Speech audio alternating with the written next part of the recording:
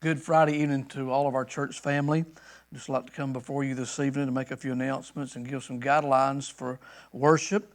I don't like this pandemic any more than you do, but it's apparent that COVID-19 is going to be here probably for the summer and possibly even into the winter season. But we need to make provisions to worship. There are some who are very vulnerable because of existing health problems. And we've tried to take that into total consideration as we make decisions for the whole church body. Thank you so far for those who have been teaching and those who have been giving and doing the things you've been doing to minister to the children and the youth, and we appreciate that. The church leadership recently has met and agreed on a plan for members and guests to enter, worship, and exit the church during this time. We'd like to emphasize that by no means do you feel obligated to come to services, even though we're having services. You have that right and that responsibility not to attend if you have health conditions or if you feel uncomfortable in any way, shape, or form. Whatever decision you make, we'll be fine with.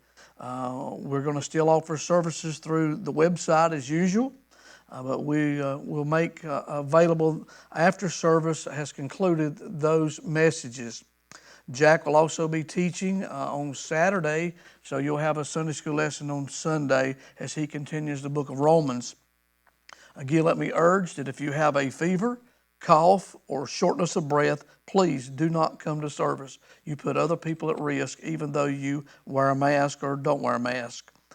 To assure that we can provide the safest environment, all door handles, church pews will be cleaned before and after service on the first floor of the building only.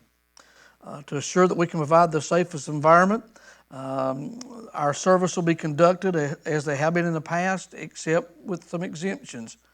There will be no hymn books. Seating will be arranged so that the 6-foot separation for social distancing can take place. This means you might not get to sit where you usually sit. There will be a side that's designated for families. There'll be a side that's designated for single individuals.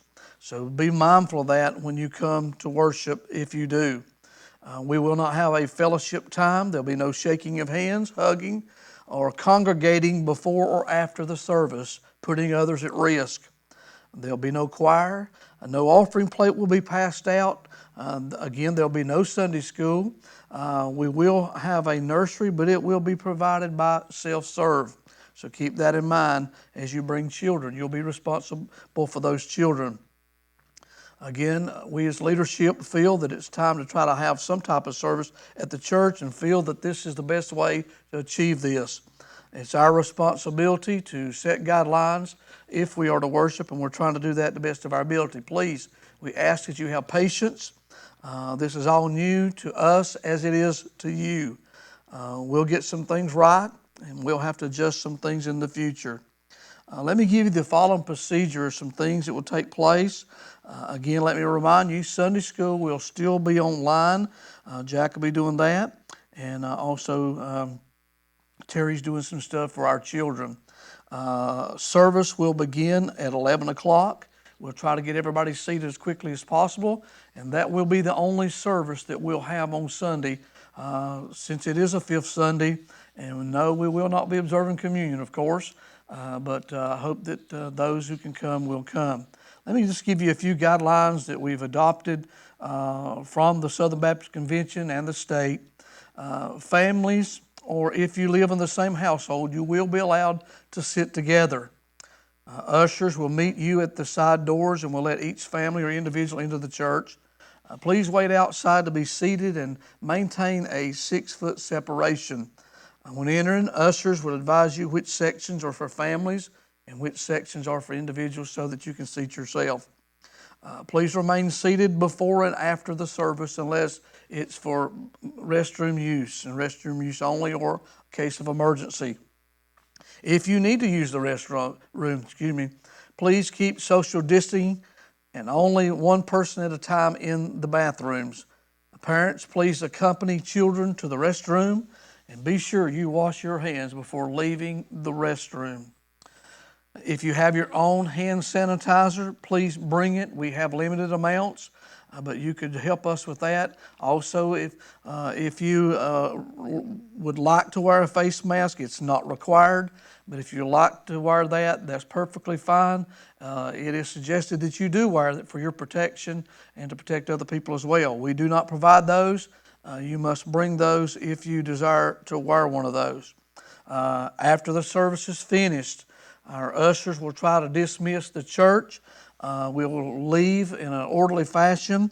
We'll exit through the glass doors of the church, and all the other designated doors will be marked for enter and exit as you arrive and as you leave. It's very, very clear what we can do as we enter and exit.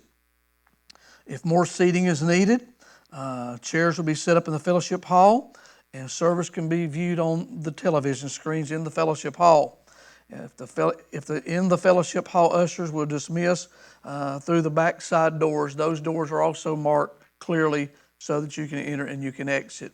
Please don't sit on pews when you come in that have been roped off. They'll be clearly marked so that we can maintain a 6-foot distance. We appreciate all that you've done and all that you'll do. I know that we'll try to cooperate. This is all new to all of us. We'll try to meet this week and see what happens. We pray that, again, use your discernment. If you don't feel comfortable, there's no pressure on you to be here.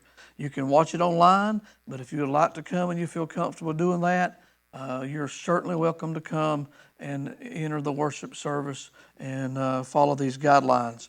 Again, it is a difficult time for all of us, and we hope that you'll continue to pray, stay safe, and hopefully we can begin to resume full services in their entirety here in the near future.